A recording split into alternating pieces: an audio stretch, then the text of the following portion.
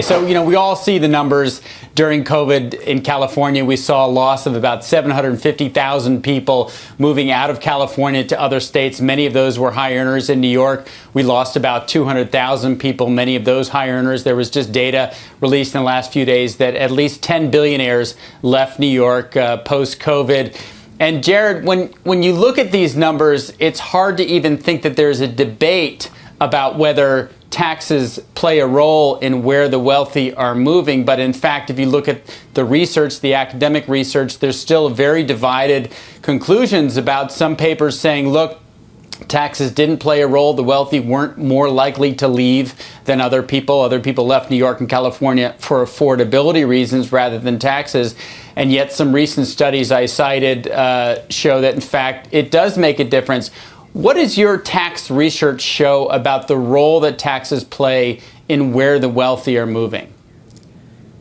Thank you. Taxes are an important part of this puzzle. They're obviously not the only reason that anyone moves. You have to care about a lot of things. You care depending on where you are. You care about the quality of life. You care about workforce. You care about the physical climate, the actual climate. But you care about taxes. And that's especially true for those who are higher earners, high net worth individuals.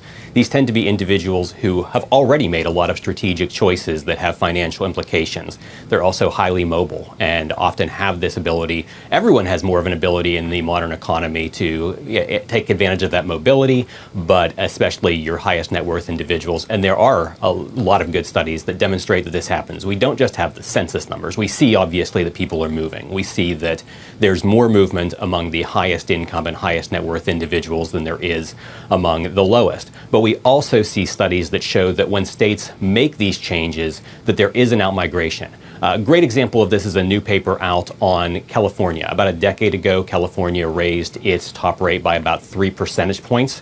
And what this study determined, and there are several others that match this, is that they only got about 55% of the revenue they would have anticipated because so many high earners, wealthy individuals either left the state or even those who remained reduced their income. Even those who remained had 10% less income. We're talking national income, not just California income, because they changed their labor propensity. Things changed in the state's economy. So you had this massive tax increase. On a static basis, you'd say it's going to raise a certain amount. It lost 45% of that. It's same in Washington state, where there's a new capital gains tax, and first year to second year, 50% reduction in collections. People changed their attitudes, they changed their behavior, and most importantly, they voted with their feet. And Bess, speaking of voting with their feet and voting and moving into houses from other locations, you guys are a leading brokerage firm, not just in New York, where people know you have a great dominant position, but also in Florida. So you kind of, as a company, are hedged on both sides. What are you seeing today? Obviously, we saw a lot of people from New York and the Northeast move to Florida. Question now as to whether that's all done, whether it simply accelerated the move that many were planning, and so therefore we're going to see not much migration in the coming years, or do you still see people making that move? Hey, Robert, good to be with you today, and Jared. I think we're going to continue to see some of that move. I do think tax policy is having an impact. It's, not just one story, it's many stories. It's the taxes, cost of living, climate. I think people traditionally have moved from New York to Florida because of those things. And I think we'll continue to see that, but I don't think it's, earth shaking or, it's end of the world for New York, because we still have 350,000 millionaires who live here. Our tourism last year was 61.5 million people visited New York City. We're on par this year to have 64 million visitors. So I think people still want to be a part of New York and are willing to invest. And so I just think there's a lot of factors that people consider when they're deciding what to do with real estate. It's such a great point. I just published a list of the richest cities in America that showed billionaires by city. And we all would think that Miami is now a rival to New York. You hear Ken Griffin talk about, well, it's the new Wall Street South.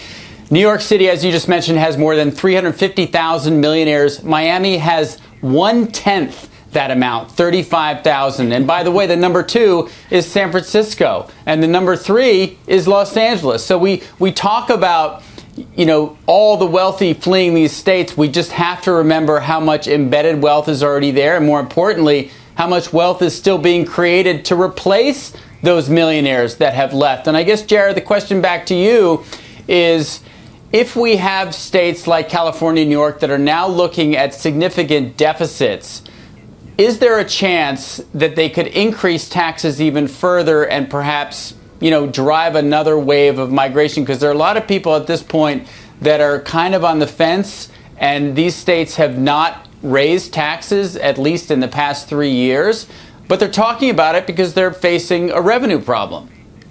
That's exactly right. And California, in a way, has raised taxes because there was a payroll tax on California income that was capped previously, is uncapped now. It means at least on earned income, there's now a top rate of 14.1%, which is by far the highest rate, at least at the state level, in the nation. But New York's looking at increases. California is. You have a number of states that are looking not only at higher top marginal individual income tax rates, but higher than ordinary rates on capital gains income, even exploring wealth taxes, mark-to-market treatment of capital gains income. A lot of new ideas that are very new to the states would be detrimental to investment and detrimental particularly to some of these high earners who are very mobile.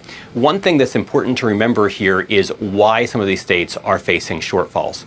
After the pandemic, revenues soared, and there are a lot of reasons, and some of those, the economy had to come back to earth. But many of these things were structural. Some of them dated back to the creation of the Tax Cuts and Jobs Act. Some of them was additional authority on sales tax.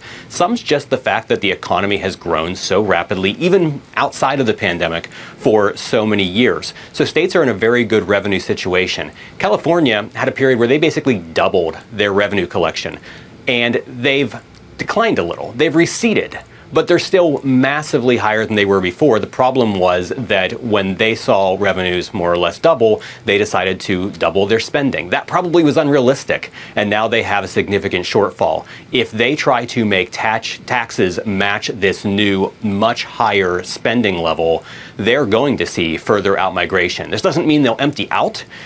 California will always have a lot of high earners, a lot of high net worth individuals. If you put California's tax code on South Dakota, there'd be no one left in South Dakota. If you made California's tax code a little more like an ordinary state's, however, you might see some of these people come back to California or never leave it in the first place. Yeah, wishing California could be a little more like other states. We'll wait for that to happen. Bess, I want to ask you from an investment point of view, from a financial advisor point of view, there's sort of two central questions here. One is, for their clients, should they be investing in sort of Sunbelt low-tax states? Is that where the growth is going to be for real estate and price appreciation? And the other flip side of that is if their clients do own homes in high-tax states, are they going to lose money? And I think one of the surprising things you could sort of tell us about is how, despite the doom and gloom we've heard about New York and the wealthy leaving, that prices for New York real estate on the rent side and on the ownership side have done well as investments. That's true, Robert, and I think that will continue. I mean, if you look at New York City real estate for the long haul, which is it's a long-term investment, the appreciation has been very strong. And so I would say to people who are advising their clients as to where to buy, where to invest, I mean, they really have to decide what serves their circumstances. The market is not there to instruct you, it's there to serve you, and where you want to be and where you want to put your money, because when you buy real estate, it's typically your biggest investment. And so look, in Florida, there's a lot of good opportunities there as well.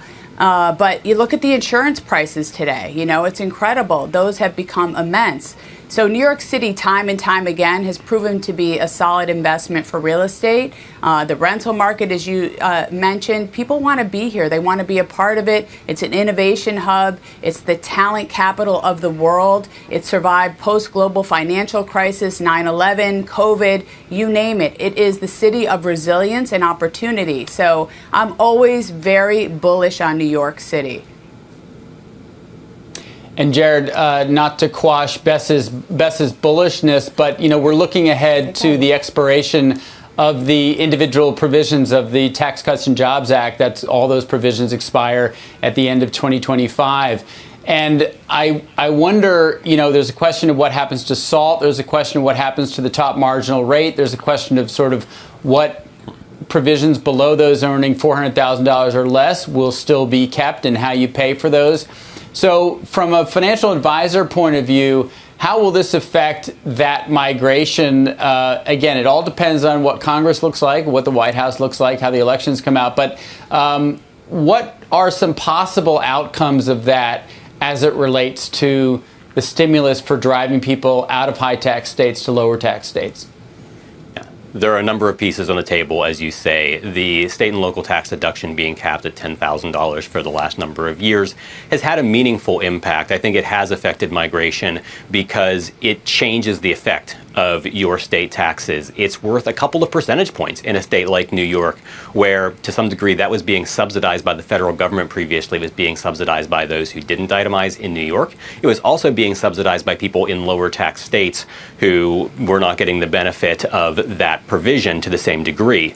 With that gone, it's as if the New York taxes are a couple of percentage points higher than they used to be. So that could expire. I personally don't think it will. I don't have a crystal ball here, but regardless of which side of the aisle you're on, if you're in Congress or if you're in the White House, either this is a pay for to help extend some of the tax cuts, or it's a pay for to grow the budget, grow spending. That's going to be very attractive. If rates, however, rise, if you still have a state and local tax deduction capped, and you now have a 39.6% top marginal rate, that's going to make this a little tighter even for some of those states, where a high tax state is going to look even a bit worse. And then you have some other proposals on the table that would probably require a unified Congress, but President Biden has proposed, for instance, higher taxes on investment income. You pair that with what some of the states are considering as well, and what you're seeing is a greater and greater divergence. At the state level right now, you're seeing some states very committed to tax competitiveness. You're seeing some states that appear to be ready to double down on taxes on high earners, and as that diverges further, the choices become clearer for a lot of people. And Bess, when you talk to clients right now and you're talking to them about specific apartments and their own family planning, et cetera, but to the degree that the brokers in Brown Harris also hear from their clients about taxes and just the general mood, what's your sense from clients on taxes in New York and the Northeast and how that's playing into their thinking right now or plans? It's a mixed bag. We certainly have had people who have decided that they want to leave New York City and they want to go to a place that is more flexible, more lenient with taxes and cost of living. But there are people who have doubled down and want to raise their families here. And look, last year I think the bonuses for Wall Street were something like $33 or $34 billion. There's a lot of money in the economy and in New York City, and people want to be a part of the city despite the fact that the tax burden is really high and has been a challenge. So it's a bit of a mixed bag, Robert. We're seeing different things from our clients. Yeah, and Jared, I want to go back to looking forward and specifically with regard to California, because you look at San Francisco and everyone was talking about the doom loop of San Francisco just a year and a half ago, and AI seems to have changed all of that. If you look at commercial take up, if you look at what's happening in the residential market, you've seen a big upswing in residential home prices in the Bay Area. Huge amount of investment and jobs being created there. What do you think that will do to California's own confidence with taxes and with the rainy day fund and the deficit and this growth in AI? Will they shoot themselves in the foot again just as they're coming back? Or do you think that there'll be enough wealth creation from this new wave of AI that they'll actually be able to sustain their high tax rates, maybe even expand them? Well, the growth of generative AI is certainly a huge boost to the California economy, but I think the warning note here is what we saw happening with Silicon Valley even before this. We saw at one point the agglomeration effects, meaning that Silicon Valley was kind of it. I mean, you had Seattle, you had some other places, but if you really wanted to be in the center of things on tech, you wanted to locate in Silicon Valley and get all of the benefits of being there. And then we saw the rise of the Silicon others, the Silicon alleys, the Silicon Slopes, all of these other places where you had smaller but still very significant tech hubs where it was pretty easy to imagine relocating to there or creating a significant second office there and finding the employees. And then I think the third stage of this has been Silicon everywhere. That a lot of tech employees, these are people who often can work from absolutely anywhere. They're accustomed to this already. They're tech inclined, so of course they can accommodate this mobile environment. And increasingly, tech companies, more than other companies, are hiring the best people regardless of where they are. So if that individual wants to live in a low tax state or a low cost of living state, they can do so whether the company follows them or not. Also, the company, if it chooses to locate in Texas, doesn't have to say, will we have every single member of our workforce waiting for us in Austin, because they can still hire someone who wants to live in San Francisco or anywhere else. So this change is significant and it's ongoing. And obviously anything that boosts the tech sector, given how heavily it still is concentrated in the Silicon Valley, is going to boost California in the short run. AI, any other development, that means more income, more activity, more taxes in California, but I don't think it changes the overall trend. And if I were a California policymaker, I would be grateful for this reprieve, but want to do everything I can to keep it there and not have it seep out in the way that so much already has. Yeah, and one issue that's important to financial advisors is the great wealth transfer. I want to just wrap it up with both of you by asking, Bess first, when we look at the amount of wealth passing from baby boomers to millennials and Gen Z, I'm hearing stories of, New York apartments, particularly downtown, selling to a lot of 20 and 30 somethings that have just come into this wealth, and some of it's tax driven. Jared, we'll get to that in a second. But are you seeing that next generation become important buyers because in part of this great transfer of wealth? Yeah, we're definitely seeing a lot of that. I mean, it's incredible. Young people in their 30s that are buying these very expensive apartments, a lot downtown, as you said, Robert.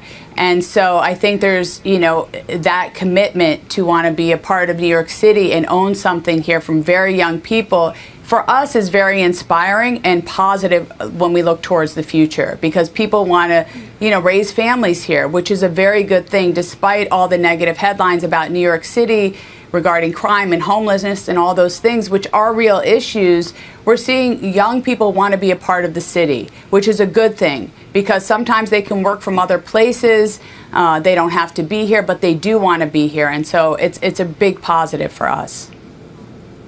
And Jared, when I talk to private bankers, they say they can't believe how much wealth they're helping to pass from one generation to the other and educate that next generation. Some of it's driven by this estate tax exemption, which is going to expire at the end of 2025. Right now, you can give $20 million or more, I think you can tell me the number, to next generation without tax consequences. That's going to expire. No one knows what that number is going to be.